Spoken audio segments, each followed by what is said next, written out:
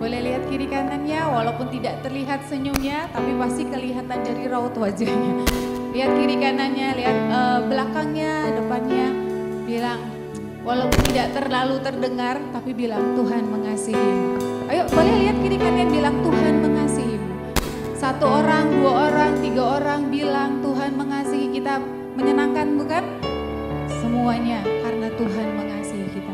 Pagi ini kita mau datang sama Tuhan. Mari tundukkan kepala kita. Sebelum kita masuk lebih dalam, minta Tuhan hadirlah dengan kemuliaan-Mu. Minta sama Tuhan biar pagi hari ini kita datang bukan hanya suatu rutinitas, bukan suatu kebiasaan, atau ini hari Minggu jadi harus ibadah. Enggak. Minta sama Tuhan, buat aku ketemu Engkau pagi hari ini Tuhan. Buat aku merasakan Engkau hadir pagi hari ini dan ada yang berubah dalam hidupku. Buat aku merasakan mujizat-Mu.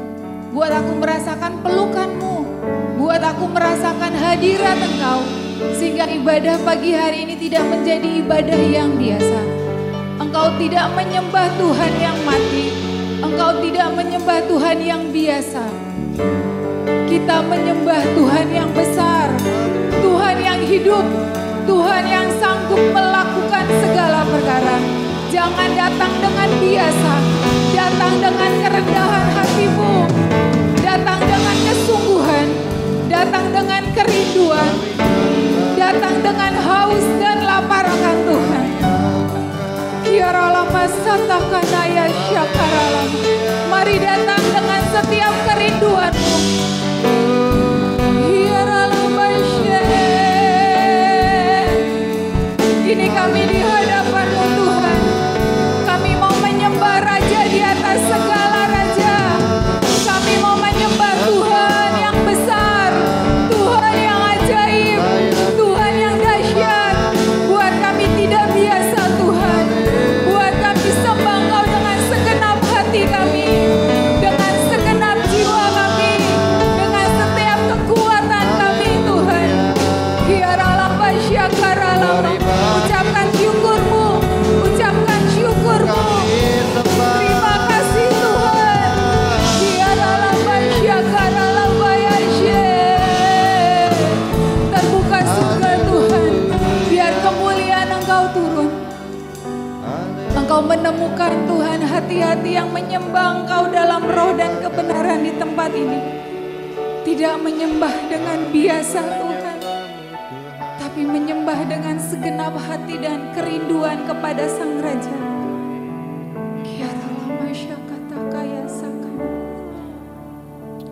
Hari-hari ini Tuhan bukan jadi hari-hari yang lebih baik, tapi bersama Engkau semua akan jadi baik Tuhan. Sebab itu layak setiap kami pagi hari ini semua yang datang Tuhan, datang sembah Tuhan dengan segenap hati. Datang dengan segenap hati. Cari wajah Tuhan. Kekuatan-Mu, kekuatan-Mu hanya dari Tuhan. Kekuatan-Mu hanya dari Tuhan. Engkau Tuhan yang dahsyat. Engkau Tuhan yang luar biasa.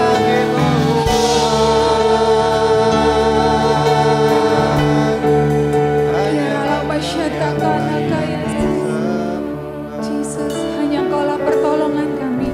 Hanya Engkaulah kekuatan kami. Selamanya Kau tetap Allah yang ajaib. Amin, amin Tuhan. Betapa dahsyat Engkau Tuhan. Amin. Pencipta segala yang ada.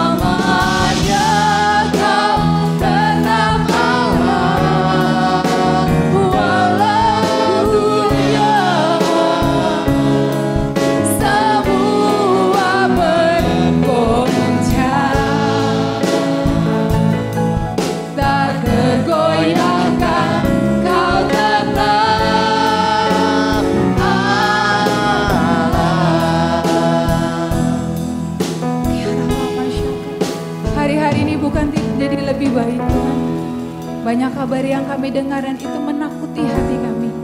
Membuat hati kami itu ketakutan Tuhan ataupun tidak penuh dengan damai sejahtera. Tapi pagi hari ini Tuhan, biar pujian ini mengingatkan kami. Biar bumi bergoncang, apapun yang terjadi Tuhan, itu tidak akan membuat kami itu tidak percaya kepadamu.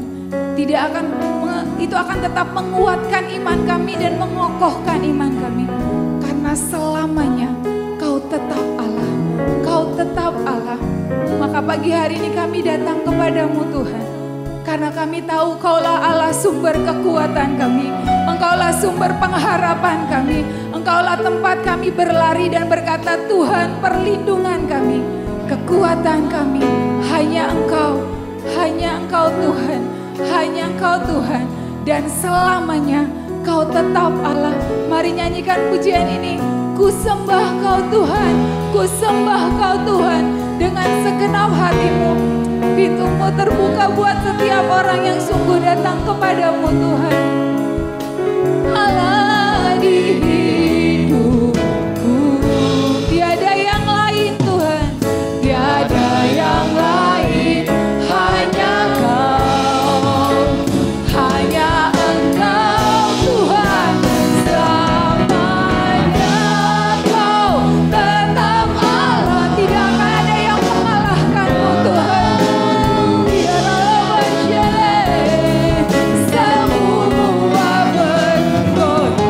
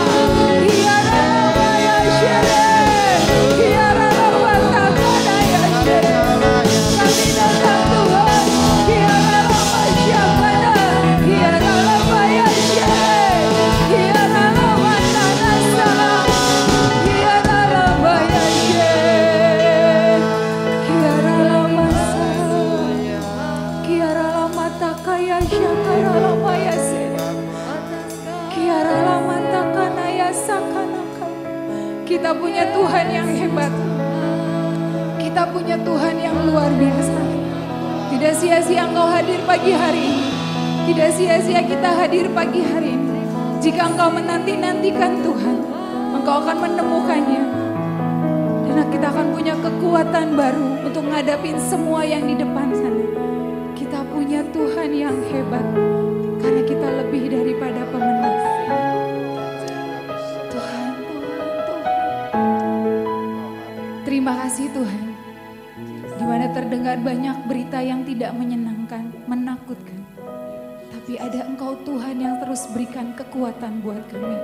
Ada firman-Mu yang terus meneguhkan kami. Ada Tuhan yang selalu memberikan penghiburan buat kami. Biar setiap kami, mulut kami hanya keluar pujian dan penyembahan dan syukur kepada Engkau Tuhan. Karena dari situlah terletak kekuatan kami. Berlari kepada hadirat Engkau dan menemukan kemenangan Tuhan. Terima kasih untuk kehadiran-Mu pagi ini. Surga terbuka dan kami semua memuji menyembah Engkau dengan segenap hati kami. Tidak memandang siapa kami dan siapa yang melayani. Tapi mau pandang Yesus yang sudah hadir hari ini dan lawat setiap kami. Terima kasih Tuhan. Bekerja lebih luas, bekerja semau-Mu Tuhan. Lawat kami, jamah kami yang membuka hati dan pikirannya untuk Engkau. Di dalam nama Yesus kami berdoa dan bersyukur. Haleluya. Amin. Yang bersuka cita boleh lambaikan tangannya biar saya bisa melihat orang-orang yang bersuka cita. Beri kemuliaan buat Tuhan. Haleluya. Kita lebih dari pemenang. Amin. Siapa di sini yang lebih daripada pemenang? Kita adalah orang-orang yang menang. Mari.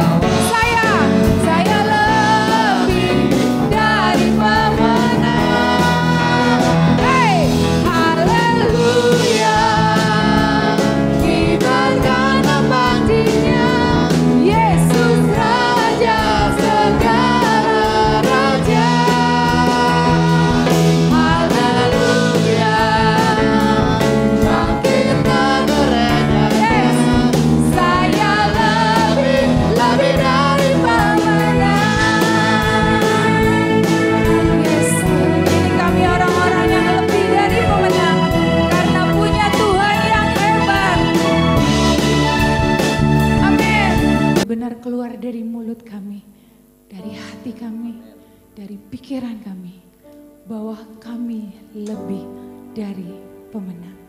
Mari Tuhan, Engkau yang pegang tangan kami, Engkau yang bimbing langkah kami Tuhan, sehingga apa yang kami lakukan pagi hari ini bisa senangkan hati-Mu Tuhan, bisa senangkan hati-Mu. Bicara lebih kuat dari suara apapun Tuhan lewat hamba-Mu. Sepatah kata yang dari Engkau itu bisa mengubahkan kami Tuhan. Urapi hamba-Mu, urapi setiap kami.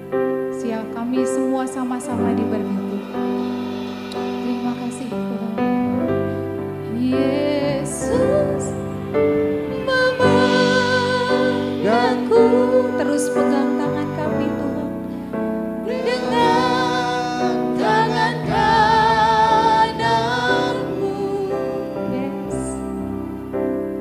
Yesus memberiku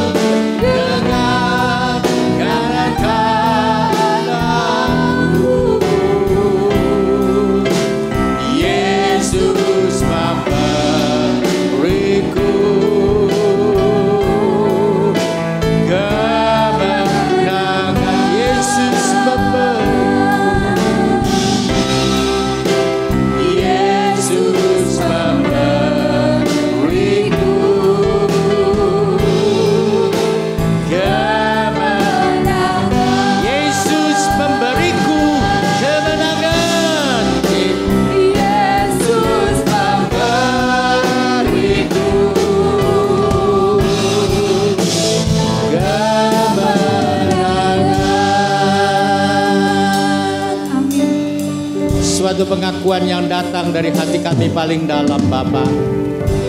Engkau adalah Allah yang menolong kepada kami. Engkau adalah Allah yang memberi kemenangan kepada kami. Karena Engkau tidak melepaskan kami, Engkau tidak meninggalkan kami, Engkau memegang kami dengan tangan kanan-Mu yang penuh dengan kuasa ya Bapa. Sehingga kami percaya di dalam Engkau kami terpelihara, di dalam Engkau kami terjaga, di dalam Engkau kami diberkati.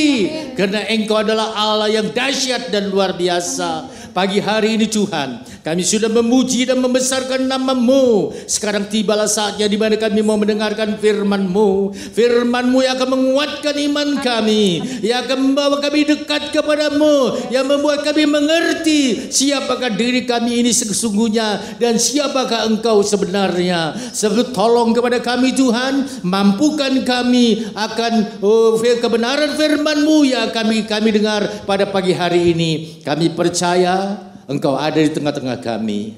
Kami percaya Tuhan Engkau sendiri akan berkata-kata buat kami. Sebab itu kami berikan pikiran, hati dan jiwa kami kepadamu. Untuk Engkau bentuk seturut rencana dan kehendak-Mu. Kuasa urapan-Mu akan turun ke atas kami semua. Menguasai hati, pikiran dan jiwa kami. Sehingga kami benar-benar dekat dengan Engkau. Terima kasih Bapa. Bersabdalah karena kami sudah siap mendengar. Dalam nama Yesus kami sudah berdoa. Haleluya. Amin. Silakan duduk Bapak Ibu Saudara. Shalom. Puji Tuhan, pagi hari ini kita akan kembali bersama-sama belajar dari kebenaran firman-Nya. Yang namanya murid itu tidak boleh berhenti belajar. Kalau dia sudah berhenti belajar itu bukan murid lagi. Mungkin dia adalah guru atau dia adalah dosen, katakanlah seperti itu. Tetapi saudara dan saya adalah tetap sebagai murid Tuhan. Sebab itu kita perlu selalu belajar. Belajar apa? Belajar dari kebenaran firman-Nya. Supaya apa? Supaya kita terus bertumbuh di dalam Dia. Supaya apa? Supaya kita lebih mengenal siapa Yesus yang kita sembah dengan sesungguhnya di dalam hidup ini. Puji Tuhan, pagi hari ini merupakan pagi yang indah. Udaranya tidak terlalu panas. Saya senang dengan udara seperti ini, sejuk. Dan ini mengingatkan saya waktu masih tinggal di Bandung, di Cimahi. Ya, suasananya kira-kira seperti ini, dingin begitu ya, enak sekali. Puji Tuhan.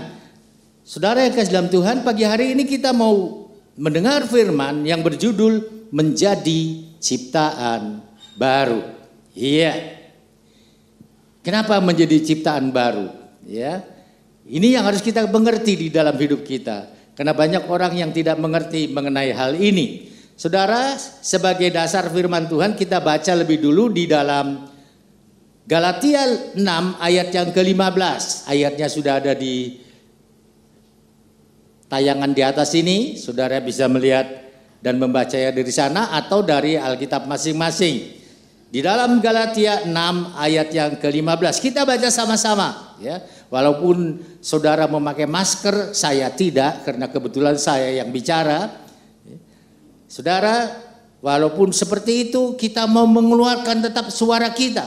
Saya ulangi lagi apa yang dikatakan firman Tuhan. Karena iman itu datang dari pendengaran, yaitu mendengarkan firman Kristus. Yang saudara baca dengan suara keras, walaupun mulut ditutup dengan masker, ini adalah firman Kristus. Sebab itu dia akan mendatangkan iman di dalam hidupku dan di dalam hidupmu. Kita baca sama-sama. 2, 3. Sebab bersunat atau tidak bersunat tidak ada artinya.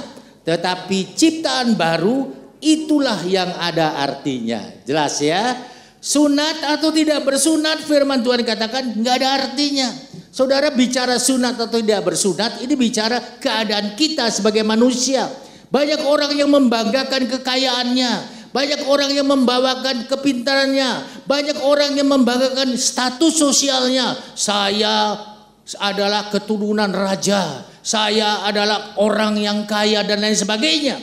Saudara Islam Tuhan, firman Tuhan katakan itu tidak ada artinya. Tapi yang berarti adalah kalau kita menjadi ciptaan baru. Ya, ini harus kita mengerti.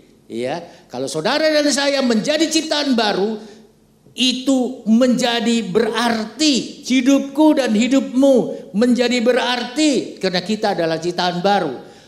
Nggak berarti kita nggak boleh kaya loh, nggak berarti kita nggak boleh pinter loh. Harus kepintaran kita bisa kita gunakan untuk kemuliaan nama Tuhan. Saya bangga anak-anak Tuhan di tempat ini pinter-pinter. Saudara yang dalam Tuhan, tetapi tolong diingat kepintaran itu bukan karena usaha kita. Betul kita belajar, tapi kalau Tuhan tidak memberkati, tidak akan mendapat kepintaran itu. Dan gunakan kepintaran yang ada pada diri kita ini untuk kemuliaan dan kebesaran nama Tuhan. Nanti Tuhan tolong dan Tuhan berkati seperti halnya dengan Daniel. Hidup kita akan terus terangkat ke atas. Kenapa? Karena yang kita utamakan sebagai ciptaan baru ini adalah memuliakan Tuhan. Saudara yang dalam Tuhan, ini yang perlu kita perhatikan di dalam hidup kita. Oke, sekarang kita masuk di dalam materi. Saudara, biasanya kalau bicara sesuatu yang baru, orang itu senang. Pagi hari ini, baju yang saya pakai ini, baju baru. Saudara kan belum pernah lihat saya pakai baju seperti ini. Karena ini memang baju baru gitu ya. Oh, saya senang pakai baju baru, senang. Kalau bisa minggu depan baju baru lagi. Minggu depannya baju baru lagi, senang tidak? Senang.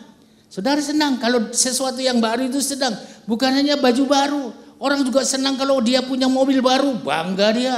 Teman saya waktu dia punya mobil baru, oh dia undang saya datang ke rumahnya, coba ke rumah. Ada apa? Main aja deh ke rumah saya. Ada apa mau diundang? Makan apa? Pokoknya datang aja deh ke rumah. Begitu datang di rumah, dia pamerkan mobil barunya ini. Wah, saya terkagum-kagum karena mobil itu adalah mobil yang bagus sekali. Saudara, orang bangga dengan mobil barunya. Orang bangga juga kalau dia punya rumah baru. Oh, dia pikir, waduh sekarang saya tinggal di dalam satu istana. Kalau dulu rumah saya yang lama itu bukan istana, tapi sekarang rumah saya yang baru ini istana. Saudara, dan lain sebagainya. Ya, kita bangga biasanya dengan hal seperti itu.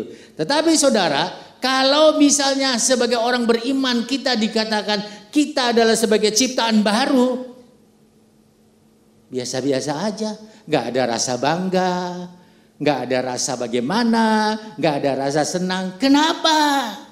Harusnya kita senang. Kita mendengar bahwa kita adalah ciptaan baru. Kenapa? Kenapa banyak orang Kristen yang tidak senang mendengar dirinya itu sesungguhnya adalah ciptaan baru? Karena nggak ngerti apa sih yang dimaksud dengan ciptaan baru oleh firman Tuhan ini. Saudara, itulah sebabnya kita perlu belajar terus. Saya terus belajar, saudara terus belajar, kita sama-sama terus belajar supaya kita menjadi orang-orang yang senantiasa berkenan kepada Tuhan. Nah, hari ini kita mau belajar tentang ciptaan baru. Kita akan buka Alkitab kita di dalam 2 Korintus pasal 5 ayat yang ke-17 ya. Ayatnya langsung saya sudah siapkan di sini ya.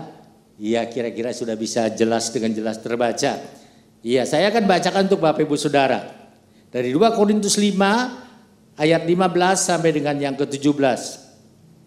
Dan Kristus telah mati untuk semua orang, supaya mereka yang hidup tidak lagi hidup untuk dirinya sendiri. Dia yang telah mati dan telah dibangkitkan untuk mereka. Sebab itu kamu tidak lagi menilai seseorang juga pun menurut ukuran manusia. Dan jika kami pernah menilai Kristus menurut ukuran manusia, sekarang kami tidak lagi menilainya demikian. Ayat yang ke-17. Jadi siapa yang ada di dalam Kristus, ia adalah ciptaan baru. Yang lama sudah berlalu, sesungguhnya yang baru sudah datang. Iya, satu ayat yang indah sekali. Kenapa ini memberitakan saudara dan saya adalah sebagai ciptaan baru di dalam Dia. Kita mau belajar dari ketiga ayat ini. Apa sih sesungguhnya ciptaan baru? Banyak ya ayat yang berkaitan dengan ciptaan baru ini banyak. Tapi kita mau belajar dari 3 ayat ini. Nah, sebelum kita lanjut, kita harus mengerti dulu. Apa sih yang dimaksud ciptaan baru? Artinya apa ciptaan baru? Ciptaan baru yang dimaksud di sini apakah mobil lama seperti kita sekarang ada mobil di gereja yang di depan ini yang warnanya silver ini. Ini mobil lama ini, ya. Tahun 90 berapa? 90 berapa, William? 99 ya? 99. Wah, mobil lama pasti tahun 99. Sekarang sudah 210. Kemudian dicek. Apakah itu yang dimaksud dengan ciptaan baru? Bukan, saudara. Itu mobil lama yang dicet, catnya cat baru. Mobilnya tetap mobil lama. Bukan itu ciptaan baru. Kalau begitu bagaimana? Nah, mengerti dulu akar katanya ya. Kata-katanya lebih dulu. Nah, kalau kita perhatikan ciptaan baru itu terdiri dari dua kata. Ciptaan dan baru. Apa sih yang dimaksud dengan ciptaan? Saya lihat di dalam kamus bahasa Indonesia. Yang namanya ciptaan itu adalah hasil pekerjaan sesungguhnya. Hasil pekerjaan itu adalah ciptaan kalau dalam kamus. Nah, kalau dikaitkan dengan apa yang mau kita pelajari, kalau kita bicara ciptaan ya pasti hasil pekerjaan. Pekerjaannya siapa? Pekerjaan Allah. Jadi kalau saya dan saudara dikatakan sebagai ciptaan baru, itu bukan hasilnya kita. Usaha kita menjadi ciptaan baru, bukan. Itu adalah hasilnya Allah. Hasil pekerjaan Allah dari yang tidak ada menjadi ada. Saudara, ini menarik. Dari yang tidak ada menjadi ada. Allah waktu menciptakan dunia ini, ada bahannya enggak? Ada enggak? Kalau saya mau bikin pot, misalnya, saya harus cari tanah liat lebih dulu. Bahannya dari tanah liat. Oh, saya olah begitu rupa, kemudian dibakar, jadilah dia pot. Dari tanah liat, bahan bakunya tanah liat, katakanlah seperti itu. Nah, sekarang waktu Allah menjadikan dunia ini, ada enggak bahan bakunya? Siapa yang tahu? Tidak ada. Tidak ada bahan bakunya. Allah hanya berfirman. Oleh karena firman-Nya, jadilah apa yang Dia kehendaki. Dia mengatakan jadilah bumi ini, jadi bumi ini tanpa bahan baku.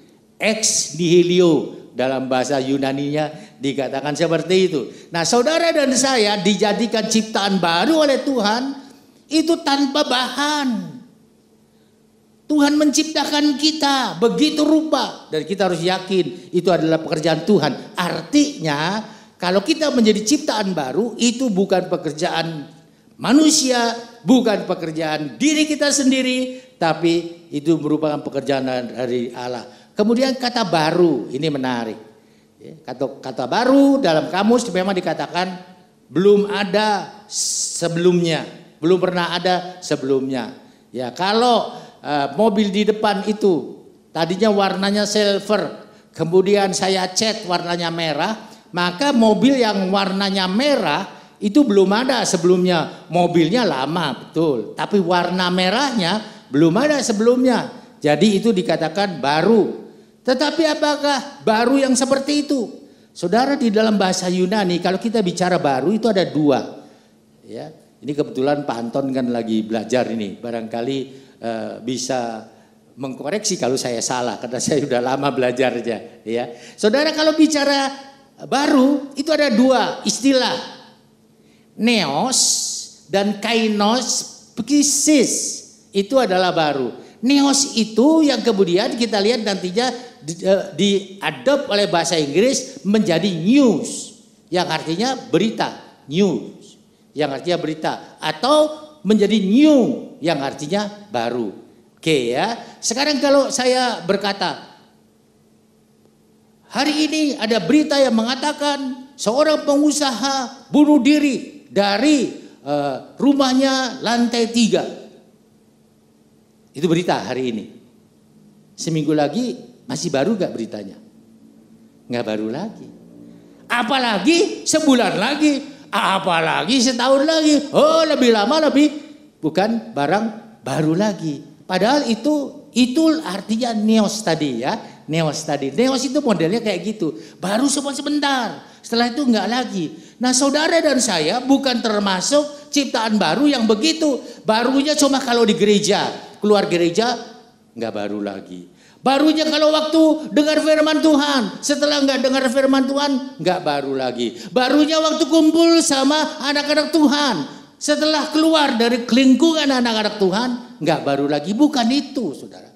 Kita bukan neos. Tetapi kita adalah kairos. Ini bukan kairos ya. Kalau kairos itu kaitannya dengan waktu. Kainos. Nah, kainos ktisis. Ini yang dimaksud ini. Artinya apa? Selalu baru setiap saat. Kenapa selalu baru setiap saat? Bukankah firman Tuhan berkata bahwa di dalam dunia ini tidak ada yang baru?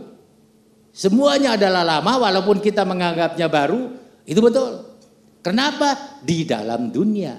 Di dalam dunia ini enggak seperti itu. Tetapi waktu kita menjadi ciptaan baru, tadi saya katakan bahwa kita dikerjakan oleh Allah. Waktu kita menjadi ciptaan baru, kita menerima DNA-nya Allah. Siapa yang mau berani berkata, Allah 2000 tahun yang lalu sekarang sudah tua.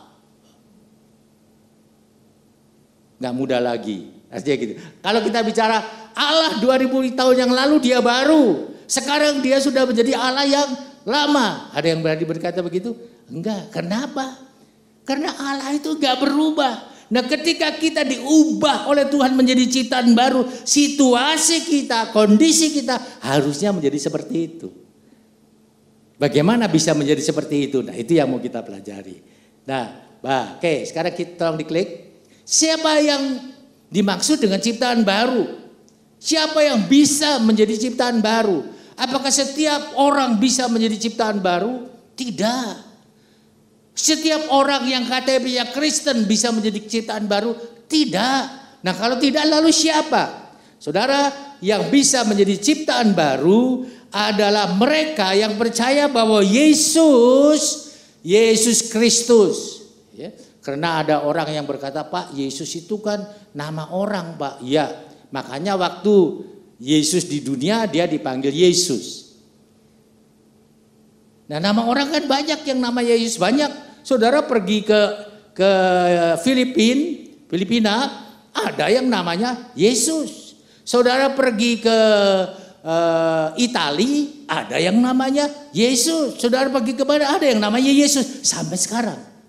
Jadi Yesus yang mana? Yang dimaksud di sini adalah Yesus Kristus. Yesus Kristus. Kristus artinya yang diurapi. Iya. Bukan sekedar Yesus. Saudara yang dalam Tuhan yang percaya Yesus Kristus telah mati baginya sebagai Tuhan dan juru selamat. Orang itu harus percaya menerima Yesus Kristus sebagai Tuhan dan juru selamat di dalam hidupnya. Percaya bahwa yang namanya Yesus itu pernah disiksa, disalibkan, mati dan bangkit. Karena ada orang yang percaya model Yesus nggak disiksa. Ada orang yang percaya model Yesus, ini yang saya bilang model Yesus nggak disalib. Ada yang percaya begitu. Kita tidak. Kita percaya Yesus Kristus adalah Tuhan buat kita yang pernah disiksa, disalib, mati. Tetapi dia tidak mati seterusnya. Dia dibangkitkan pada hari yang ketiga. Setelah itu dia naik ke surga. Duduk di sebelah kanan Allah Bapa. Menjadi pengantara buat saya dan saudara. Kita harus percaya seperti itu.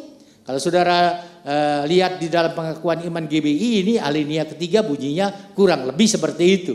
Ya nggak persis begini tapi intinya adalah seperti itu. Saudara, yang harus kita percayai adalah Yesus yang seperti ini. Bukan Yesus model-model yang lain, bukan. Model seperti ini. Saudara yang kekasih dalam Tuhan, dan mereka yang bisa menjadi ciptaan baru adalah yang percaya Yesus dalam model seperti ini. Itu artinya apa? Artinya bahwa kita itu harus percaya bahwa Yesus itu telah mati, dikuburkan, kemudian kita pun telah mati bersama Kristus dan kemudian kita dikuburkan, dibangkitkan juga melalui baptisan. Jadi baptisan air yang kita lakukan itu bukan tidak ada artinya, ada artinya. Itu merupakan lambang bahwa kehidupan lama kita dikuburkan. Makanya saya bilang sama pejabat sini, kalau baptis orang itu sampai nyelam, lep, nggak kelihatan. Karena kalau orang mati waktu dikubur kepalanya masih kelihatan, nakutin orang justru dia. Kira-kira kan gitu. Apalagi kalau kakinya yang keluar, nakutin orang. Harus lep, hilang semua. Kenapa? Itu simbol, lambang. Kehidupan lamanya mati, sudah dikubur. Tapi kemudian bangkitkan lagi. Itu juga lambang. Sama seperti Yesus dibangkitkan oleh Allah, kita juga dibangkitkan oleh Yesus. Waktu kita bangkit, kita tidak jadi zombie. Tidak. Waktu kita dibangkitkan, kita menjadi ciptaan baru di dalam Dia. Kita menerima DNA-nya Allah yang baru. Tadinya kita adalah DNA yang penuh dengan dosa, DNA manusia. Tapi waktu kita dibaptis dan kita dibangkitkan, kita punya DNA-nya Allah. Sudah ngerti ya artinya DNA ya? Nggak ada waktu banyak sih menjelaskan artinya dan pengaruhnya DNA di dalam tubuh seseorang. Oke, lain kali kita mendalami itu. Saudara yang sedang Tuhan, itu yang harus kita yakini. Sehingga kalau tadi kita baca di dalam 2 Korintus 5 ayat 17, jadi mereka yang ada di dalam Yesus, di dalam Kristus adalah ciptaan baru. Yang lama sudah berlalu, yang baru datang. Oke, yang lama udah nggak ada lagi. Kehidupan lama kita, waktu kita dibaptis harus hilang. Apa sih yang dimaksud dengan kehidupan lama? Cara hidup kita yang lama. Saudara mengerti, ini selalu diulang-ulang ini oleh hamba-hamba Tuhan. Karena kadang-kadang orang jadi lupa. Cara hidup kita yang lama itu cara yang bagaimana? Cara yang penuh dosa. Cara hidup di dalam dosa, itu cara hidup kita yang lama. Orang yang masih berpikir bohong kecil-kecilan bukan dosa, itu masih hidup di dalam cara hidup yang lama. Orang masih berpikir kalau menipu orang yang gak terlalu besar, kalau dia misalnya berdagang, saya baca di dalam satu cerita pendek ya. Jadi ceritanya begini saudara. Ada seorang miskin petani saudara. Dia seringkali tanam padi, tanam ubi seperti itu ya. Kemudian dia selalu jual ke salah satu toko. Dan sama toko yang dia jual itu, toko itu juga langganannya dia. Dia kalau beli beras, kalau beli gula selalu ke toko itu. Nah dia jual hasil panennya ini juga ke toko itu. Saudara, sehingga waktu itu dia jual, misalnya dia jual beras 1 kilo sekian misalnya begitu ya. Dia jual ubi 1 kilo sekian. Nah satu waktu setelah berlalu 5 tahun, anak si pemilik toko ini ngomong sama bapaknya, "Pak, coba kita timbang deh. Ubi yang dijual Pak Tani itu kira-kira beratnya berapa?" Waktu ditimbang ternyata beratnya cuma 900 gram. Berarti gak sampai sekilo gitu ya. Marah banget nih petaninya. Petaninya bilang ini kurang, yang punya toko. Ya, yang punya toko bilang ini kurang ajar ini si petani ini. Sekian lama saya beli ubi dari dia, beras dari dia. Rupanya dia jual per kilonya itu bukan 1 kilo tapi 900 gram. Udah berapa banyak saya dirugikan. Dia panggil itu petani itu. Panggil. Datang si petani. Waktu petani itu datang dan petani itu ditanya, "Bagaimana ini kok kamu jual seperti ini?" Aduh si petani itu, "Mohon maaf. Engkau mohon maaf. Tuhan mohon maaf." "Kenapa kamu mohon maaf? Kamu sudah bohong ya?" "Enggak, di rumah saya enggak punya timbangan." "Terus kamu nimbangnya pakai apa?" "Waktu saya beli gula dari Tuhan, saya pakai itu sebagai dasar untuk menimbang." Gula dari situ. Orang itu yang punya toko itu. Nah itulah yang punya toko sadar. Gua juga nipu dia sih. Kira-kira gitu ya. Nah saudara coba. Kenapa? Karena yang punya toko pikir 100 gram dari 1000 gram diambil gak apa-apa lah. Itu sudah termasuk hidup di dalam dosa. Itu bukan hidup baru lagi. Itu bukan ciptaan baru. Itu kita hidup di dalam dosa. Kalau kita masih senang hal-hal yang begitu. Orang yang masih suka dugem masih hidup di dalam dosa. Masih hidup di dalam hidup yang lama. Orang yang masih suka minum minuman keras seperti itu. Saudara yang dalam Tuhan, orang yang sudah ciptaan baru tidak seperti itu. Nah, apa syaratnya untuk menjadi ciptaan baru? Kalau kita lihat di dalam Roma 6 ayat yang keempat, ayat ini berkata begini. Dengan demikian kita telah dikuburkan bersama-sama dengan Dia oleh baptisan dalam kematian, supaya sama seperti Kristus telah dibangkitkan dari antara orang mati oleh kemuliaan Bapa, demikian juga kita hidup dalam hidup yang baru. Iya, syaratnya supaya kita menjadi ciptaan baru, Roma 6 ayat 4 ini yang berkata bahwa kita harus mengalami kematian terhadap kehidupan yang lama, yang seperti tadi saya jelaskan. Kemudian seperti Kristus telah dibangkitkan oleh kemuliaan Bapa, kita juga hidup kembali dalam hidup yang baru. Oke ya, ini menjadi dasar pengertian kita. Dan kemudian saudara yang kasih dalam Tuhan, kalau kita bicara mengenai kematian, ya. Kematian Kristus itu mempunyai dua makna di dalam kehidupan kita. Yang pertama adalah bahwa Dia mati bagi kita.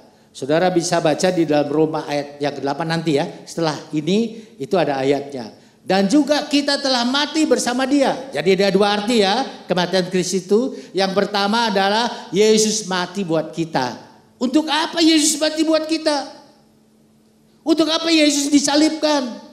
Saudara harus mengerti bahwa Yesus disalibkan, disengsarakan, mati itu untuk menjadi penebus kita, pelepas dosa kita.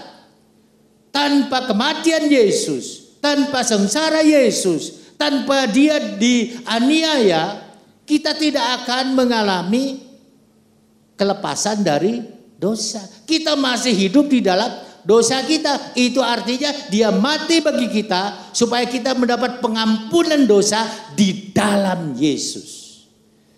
Di dalam Yesus kita mendapat pengampunan dosa. Itu arti yang pertama. Arti yang kedua adalah kita telah mati bersama-sama dengan Dia itu tadi. Kehidupan kita yang lama, Rasul Paulus mengatakan, kehidupan kita yang lama itu sudah disalibkan bersama dengan Kristus. Udah mati Dia. Hidup lama kita sudah mati. Jadi aneh kalau ada orang yang ngaku orang Kristen masih suka seperti yang tadi saya lakukan. Tidak mengasihi orang, membenci orang. Itu enggak tepat saudara. Kenapa? Karena kita telah mati bersama Dia dan dibangkitkan. Coba kita lihat ayatnya. Diklik. Ya. Kalau kita lihat di dalam Roma 5 ayat 8, akan tetapi Allah telah menunjukkan kasih-Nya kepada kita oleh karena Kristus telah mati untuk kita ketika kita masih berdosa. Roma 6 ayat 8, jika kita telah mati dengan Kristus, kita percaya bahwa kita akan hidup juga dengan Dia. Ya, itu artinya ya. Nah, saudara yang dalam Tuhan, sebab itu kita harus percaya, tolong diklik. Sebab itu kita harus percaya bahwa kehidupan lama kita ini telah mati dikuburkan bersama dengan Kristus. Kemudian kita dibangkitkan untuk hidup baru. Kemudian diri kita yang sudah dibangkitkan inilah yang disebut sebagai ciptaan baru. Ciptaan baru itu artinya itu.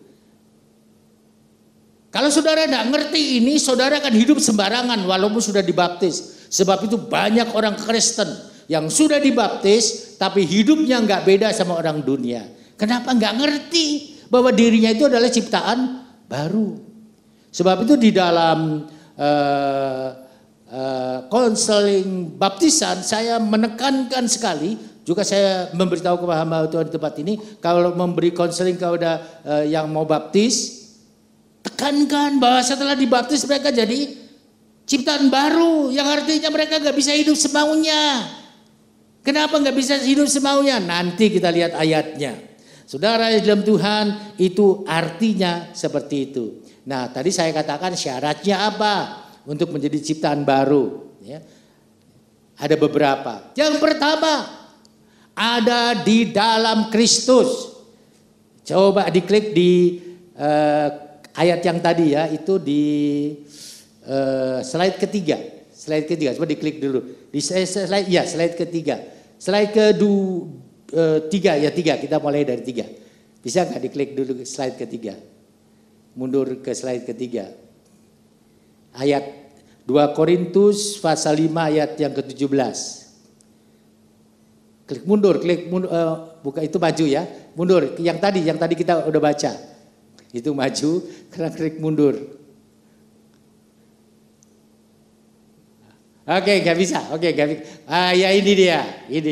Ya, saudara di sini dengan jelas dikatakan, jadi siapa yang ada di dalam Kristus, ia adalah ciptaan baru, yang lama sudah berlalu, sesungguhnya yang baru sudah datang. Jadi syarat yang pertama adalah harus ada di dalam Kristus.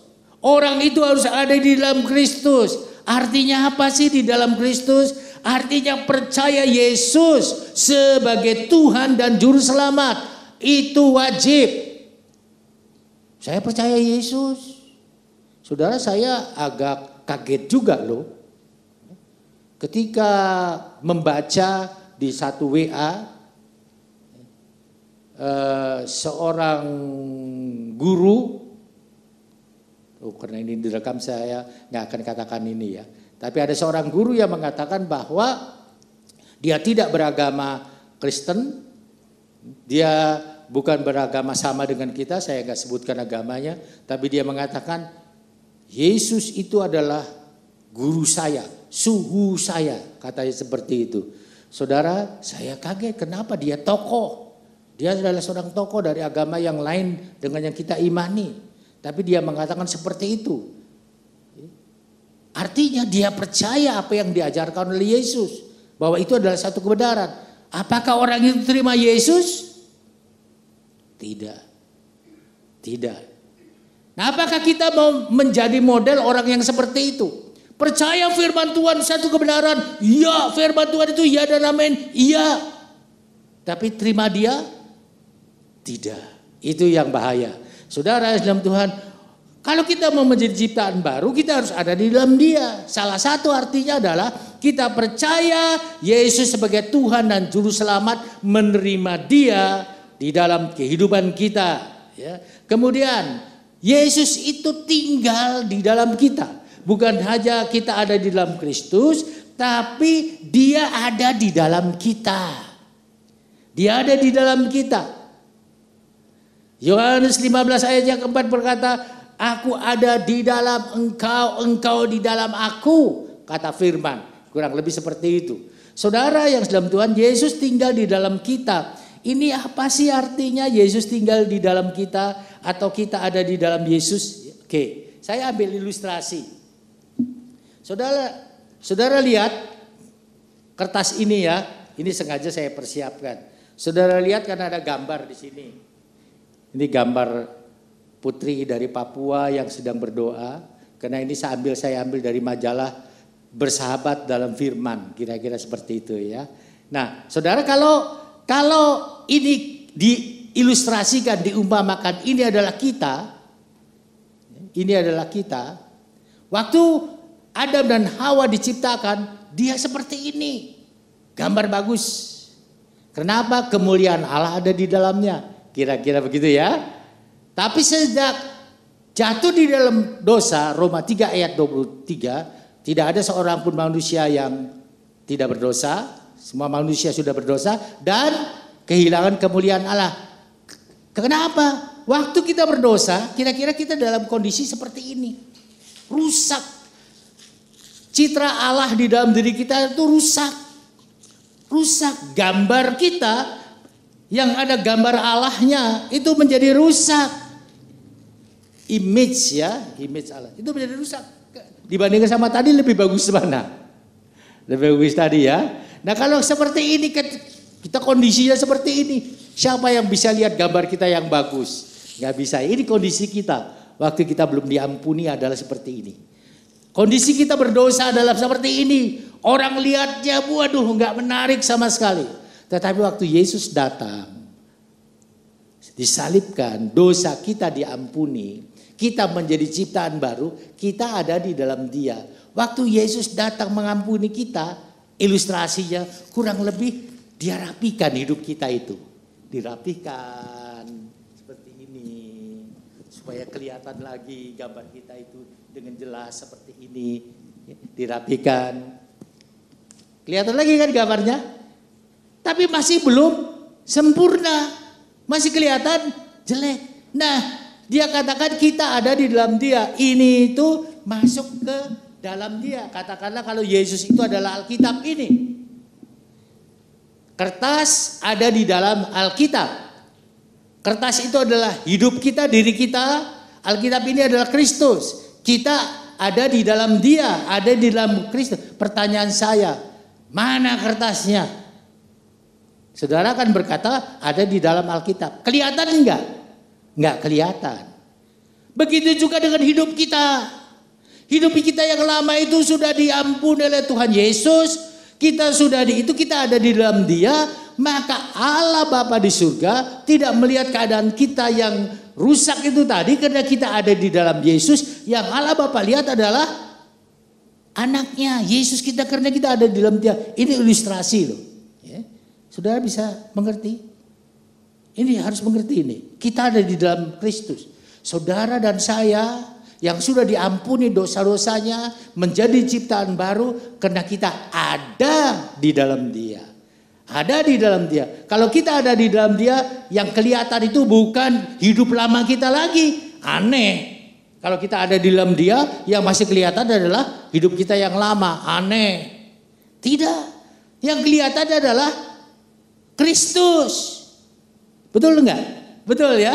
Yang kelihatan. Sebab itu hidup kita juga harus mencerminkan Kristus di dalam hidup ini. Oke, itu adalah hal yang perlu kita perhatikan. Itu yang pertama. Yang kedua, tidak memakai cara pandang dunia. Ya, ini 2 Korintus 5 ayat yang ke-16. Kalau bisa kembali lagi ke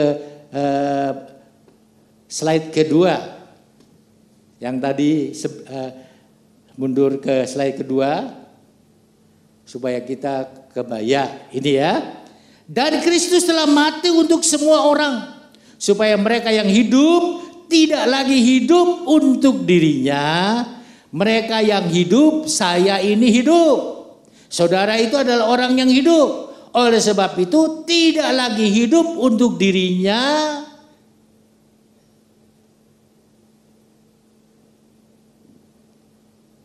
Dia yang telah mati dan telah dibangkitkan untuk mereka.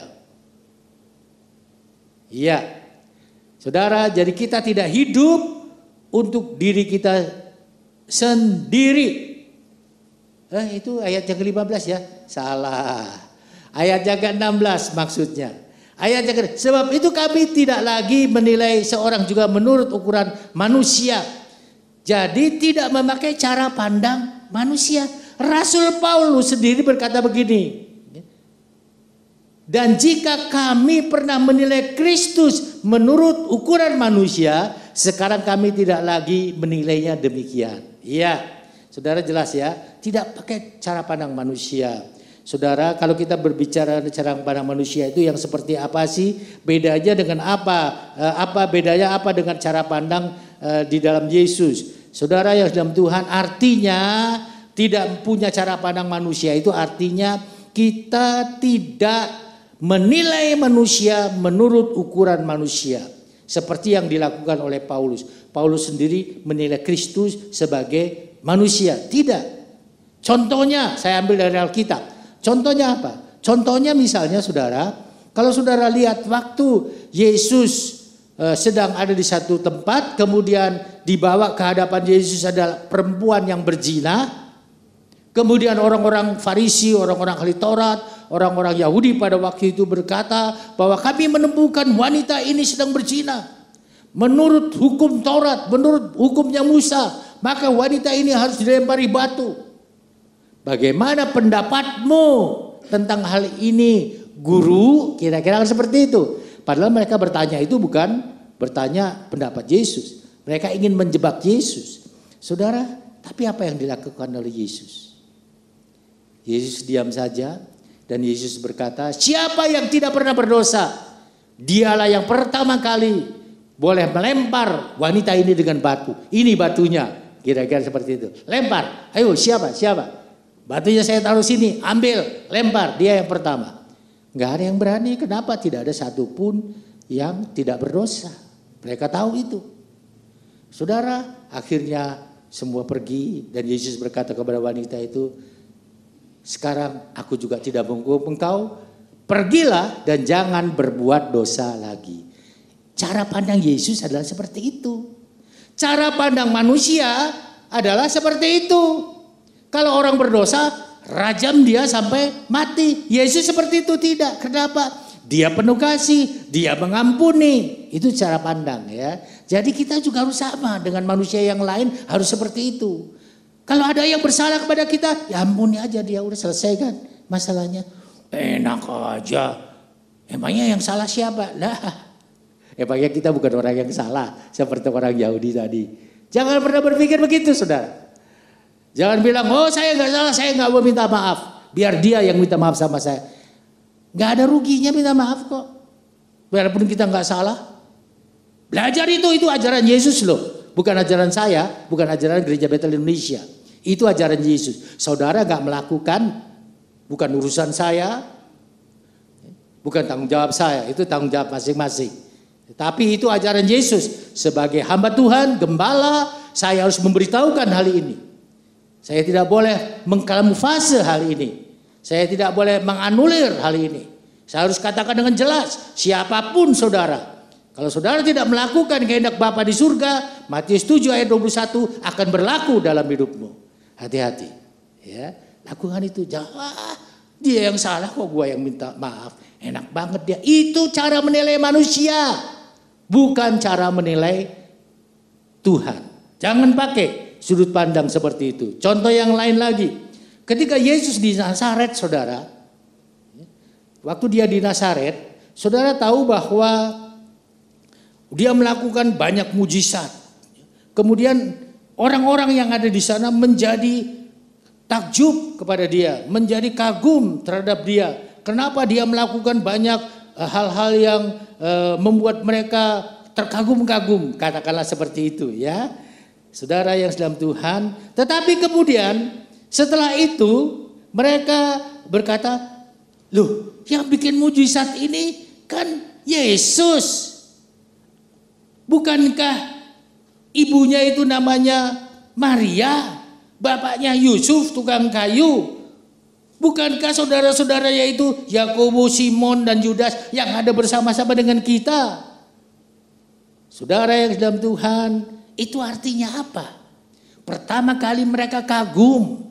Kemudian mereka setelah menyadari, oh ternyata ini kan si Yesus ini. Saudara, ini yang saya katakan dengan yang terakhir tadi. Iman 5K itu. Jangan punya iman 5K di dalam kehidupan kita. Ini iman 5K ini apa sih? Ini gak ada di dalam Alkitab. Tapi ini yang saya dapatkan dari Alkitab.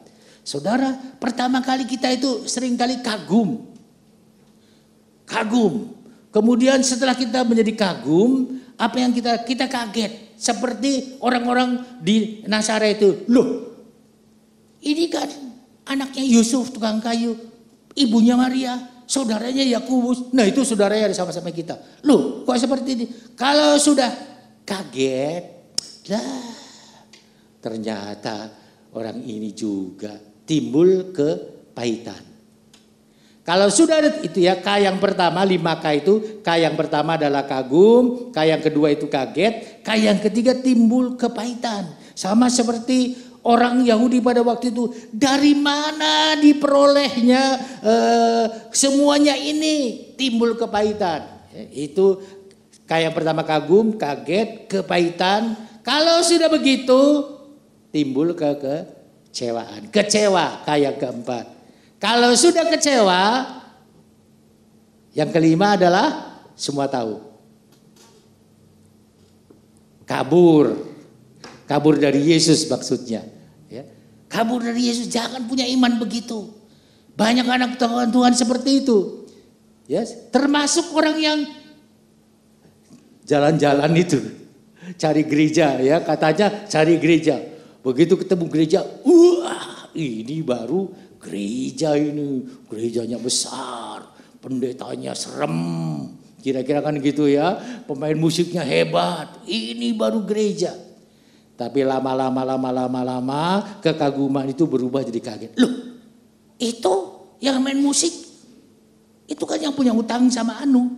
Utangnya aja belum dibayar udah main musik dia. Loh, mulai lihat. Oh, pendetanya itu kalau sama pembantunya ngomong kasar tuh. Ya. Wah, yang tadinya kagum jadi kaget. Akhirnya timbul, ngapain gua beribadah di gereja seperti ini? Timbul kepahitan. Kekecewaan, kabur, cari gereja lagi. Itu akan berulang terus begitu saudara. Karena masalahnya bukan di gereja itu. Masalahnya ada pada dirinya sendiri. Iman 5K itu hati-hati. Kalau hanya enggak apa-apa. Tapi kalau sudah kaburnya itu kabur meninggalkan Yesus. Itu masalah besar saudara. Itu masalah besar. Saudara yang dalam Tuhan jangan ya. Jangan kita jalan-jalan seperti itu, nggak bertumbuh. Saya mau saudara dan saya, walaupun kita nggak banyak orang, ya, nggak banyak orang. Kita katakanlah kecil, tapi iman kita tidak kecil. Kita gereja kecil, ya karena memang hanya bisa memuat orang yang kecil, tapi sesungguhnya jiwa kita bukan jiwa yang kecil. Iman kita bukan iman yang kecil. Percaya kita kepada Yesus bukan percaya yang kecil. Yesus tidak melihat gedung gereja, Yesus melihat hatiku, Yesus melihat hatimu. Sebab itu saudara yang dalam Tuhan, mari ya, jangan memakai cara pandang manusia supaya kita tidak salah di hadapan Tuhan. 1 Samuel 6 ayat 7 mengatakan, manusia melihat manusia melihat rupa, tapi Tuhan melihat hati. Tolong diingat itu. Tolong diingat, lihat hati. Saudara yang dalam Tuhan, sebab itu jangan kita memakai cara pandang dunia, tapi biarlah kita mau memakai ukuran yang Tuhan berikan, yaitu menurut ukuran Tuhan. Yang ketiga, yang terakhir. Yang terakhir adalah tidak hidup untuk diri sendiri. Kenapa kita tidak hidup untuk diri sendiri? Tadi ayat sudah kita baca ya, nggak perlu kita baca lagi. Pertama, Kristus telah mati buat kita. Kalau kita baca di dalam Galatia 2 ayat yang ke-20, dikatakan bahwa Kristus itu hidup di dalam kita. Kita tidak hidup sendiri karena Kristus telah mati bagi kita. Kristus ada di dalam kita. Galatia 2 ayat 20. Kalau Kristus ada di dalam diri kita misalnya, kemudian kita pakai diri kita itu untuk jotos orang, mukul orang. Yesus kita ajak sama dengan Yesus kita ajak mukul orang. Benar enggak itu? Kalau Yesus ada di dalam diriku, kemudian aku pergi ke tempat pelacuran, benar enggak diriku itu? Enggak benar. Enggak benar. Itu tidak boleh terjadi. Kalau Yesus ada di dalam diriku, tak tempeleng istriku ini. Benar enggak? Enggak, karena firman Tuhan berkata, kasihilah istrimu. Enggak benar. Kok saya jadi ngomong itu ya? Barangkali ada yang suka nempeleng orang ini. Enggak begitu ya. Enggak begitu. Saudara, enggak. Jadi jangan. Ya, jangan seperti itu. Karena kita tahu Yesus ada di dalam diri kita. Karena apa lagi? Karena diriku bukannya milikku, tetapi adalah milik Kristus. Seringkali kita sudah dengar ayat ini. 1 Korintus 6 ayat 19. Yang mengatakan bahwa diri kita ini sudah dibeli. Dan lunas. Dibeli bukan dikredit loh. Yesus nggak mati di kayu salib untuk mengkredit kita. Tidak. Kita sudah dibayar lunas. Kita sudah menjadi milik Kristus. Hidupku bukannya milikku lagi. Sebab itu kita harus pakai hidup ini untuk kemuliaan dan kebesaran nama Allah. Saudara yang dalam Tuhan, yakinkah kita sudah menjadi ciptaan baru di dalam Dia? Hanya ada satu cara untuk kita bisa menjadi ciptaan baru di dalam Dia, yaitu kalau kita sungguh-sungguh mengenal siapa Yesus itu. Kita mengenal dengan Yesus kalau kita mempunyai hubungan yang kuat dengan Dia, hubungan yang dekat dengan Dia. Dan saudara perhatikan, kita hidup di dalam dunia ini, Tuhan memberikan Roh Kudus kepada kita supaya kita bisa mengalahkan kuasa dosa.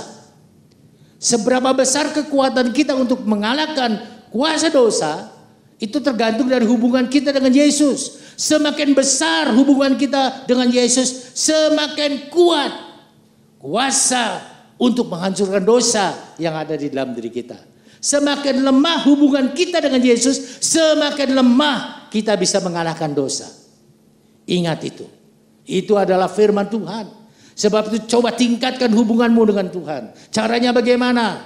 Seperti yang sudah kita lakukan. Kita tetap beribadah kepadanya. Kita baca firman-Nya. Kita berdoa kepadanya. Kita tetap menjaga hubungan. Kita jaga perasaan hatinya. Karena Dia ada di dalam hati kita. Jangan lakukan hal-hal yang bertentangan dengan kehendak-Nya. Itu yang Tuhan inginkan terjadi dalam hidup kita. Maka hubungan kita menjadi dekat dengan Dia. Menjadi kuat hubungannya. Kita juga punya kuasa. Punya kekuatan untuk mengalahkan dosa di dalam hidup kita. Jadilah pemenang lebih dari pemenang. Tuhan memberkati. Kita akan sama-sama menyanyikan satu pujian yang mengatakan, kemurahan-Mu lebih dari hidup.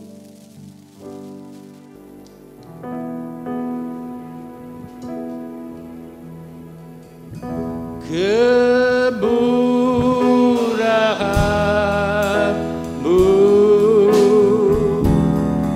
lebih dari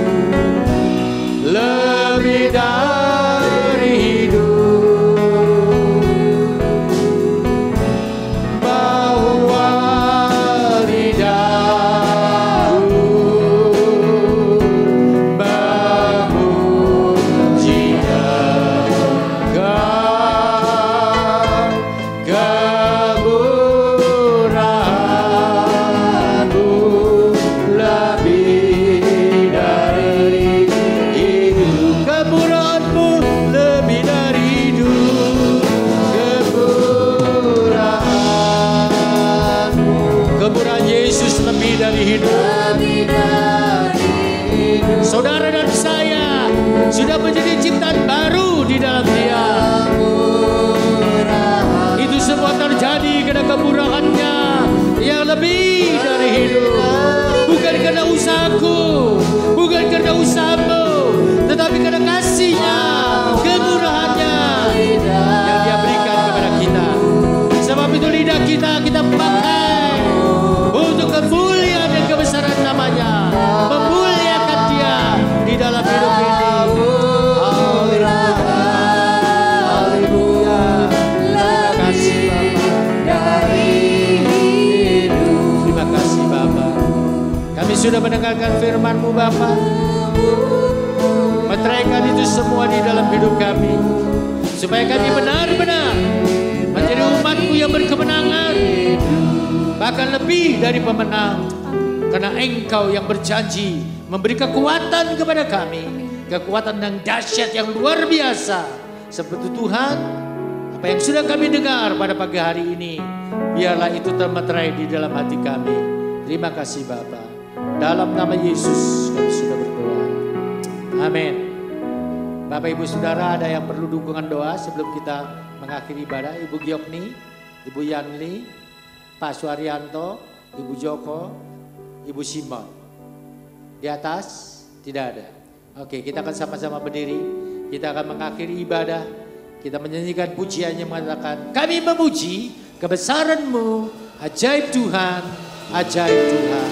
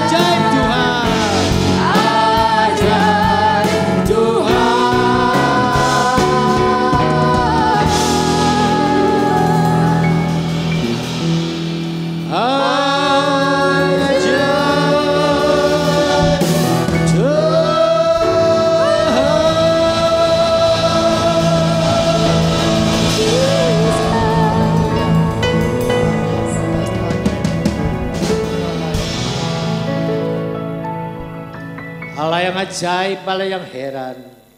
Pada akhir ibadah ini kami datang menghampiri Engkau. Kami mengucap syukur buat pimpinanmu di dalam ibadah kami. Dari awal sampai penghabisannya, berkat-Mu tercurah ketika kami memuji Engkau. Berkat-Mu Engkau berikan buat kami ketika kami mendengarkan firman-Mu. Kami percaya Tuhan Engkau adalah sumber berkat yang terus mengalir di dalam kehidupan kami. Baik berkat jasmani terlebih berkat rohani. Ini yang kami perlukan di dalam hidup kami untuk kami masuk di dalam kerajaan surga. Tolong kepada kami Tuhan, beri kami kekuatan senantiasa, beri kami kemampuan Tuhan untuk kami menjadi pelaku-pelaku firman di dalam hidup ini. Terima kasih Bapa. Pagi hari ini Bapa kami mau berdoa buat anak-anak-Mu yang berulang tahun, yaitu Bapak Elison, Saudari Manda Septi Wijaya, Ibu Galilea, Saudara Uset Klorinda Francisco. Tuhan tolong kepada anak-anak-Mu ini Tuhan. Baik mereka yang masih kecil maupun mereka yang sudah lansia maupun mereka yang dewasa Tuhan. Tolong kepada mereka, sertai hidup mereka senantiasa. Berkat-Mu mengalir di dalam kehidupan mereka. Engkau sudah memelihara mereka 1 tahun lagi lamanya. Kami percaya Tuhan, Engkau terus memelihara anak-anak-Mu ini. Engkau terus menyertai hidup mereka. Bahkan Engkau memberi kesehatan, Engkau memberi umur yang panjang kepada mereka. Kami percaya Tuhan, Engkau mengasihi anak-anak-Mu ini. Beri mereka juga kesetiaan untuk mengiring Engkau apapun yang terjadi di dalam hidup mereka. Kami juga berdoa Tuhan buat anak-anak-Mu yang memerlukan dukungan doa, yaitu Ibu Yanli, Bapak Suharyanto, Ibu Simon, Ibu Joko, Ibu Gyokni. Tuhan, Engkau Allah kami yang dahsyat, Allah kami yang luar biasa, yang sanggup melakukan apa saja, apapun yang ada di dalam dunia ini, Engkau menciptakannya. Sebab itu Engkau berkuasa mengendalikan apapun juga yang terjadi di dalam dunia ini, termasuk masalah-masalah kami, termasuk penyakit penyakit kami. Apapun itu juga Tuhan, Engkau berkuasa menolong, berkuasa menyembuhkan, berkuasa melalukan segala perkara. Karena Engkau adalah Allah kami yang ajaib dan heran. Terima kasih buat janji-Mu yang tidak pernah berkurang Tuhan. Buat janji-Mu yang tidak pernah berubah. Dulu, sekarang, dan sampai selama-lamanya. Engkau tetap sama, sebab itu pertolongan-Mu kepada anak-anak-Mu yang membutuhkan dukungan doa pada pagi hari ini. Nyatakan Tuhan. Nyatakan Tuhan di dalam nama Yesus. Mujizat-Mu terjadi dalam hidup mereka. Terima kasih Bapa. Sebentar kami mau pulang tinggalkan tempat ini. Sertai kami dalam perjalanan. Tibakan kami dengan selamat di rumah kami masing-masing. Jauhkan kami dari hal yang tidak berkenan kepadamu. Jauhkan kami dari rencana-rencana orang jahat. Jauhkan kami dari kecelakaan. Bahkan kami percaya Engkau melindungi kami dari semua penyakit, virus apapun juga yang ada di dalam dunia ini. Engkau menjaga kami, Engkau ada di dalam kami. Kami yakini itu Tuhan, sebab Engkau ada di dalam kami. Kuasa kegelapan tidak bisa menjamah kami, karena kuasa-Mu lebih besar dari kuasa iblis sekalipun. Terima kasih Bapa, terpujilah nama-Mu. Tolong anak-anak-Mu yang sudah melayani Engkau, berkati mereka juga, pakai mereka dengan lebih dahsyat lagi untuk kemuliaan dan kebesaran nama-Mu. Terima kasih Bapa. Kita akan terima berkat. Sekarang arahkan mata rohani saudara kepada Yesus. Berkat itu tidak datang dari manusia, tapi datang dari Tuhan Yesus. Sebab itu terimalah dengan iman. Dalam nama Yesus, Tuhan memberkati rumah tanggamu.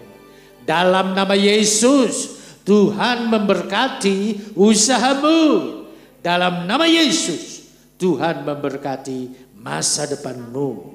Sebab itu sidang jemaat yang dikasihi Tuhan, sekarang pulanglah dalam damai sejahtera dari Allah Bapa yang melampaui segala akal, yang memelihara pikiran dan hatimu di dalam Kristus Yesus, dan kasih karunia Tuhan Yesus Kristus yang telah menyelamatkan saudara, serta kuat kuasa Roh Kudus yang mengurapi, menyertai, membuat saudara berhasil dan beruntung mulai hari ini sampai Maranatha, Tuhan Yesus datang kembali. Haleluya. Terima kasih Allah Bapa, terima kasih Tuhan Yesus, terima kasih Roh Kudus. Terima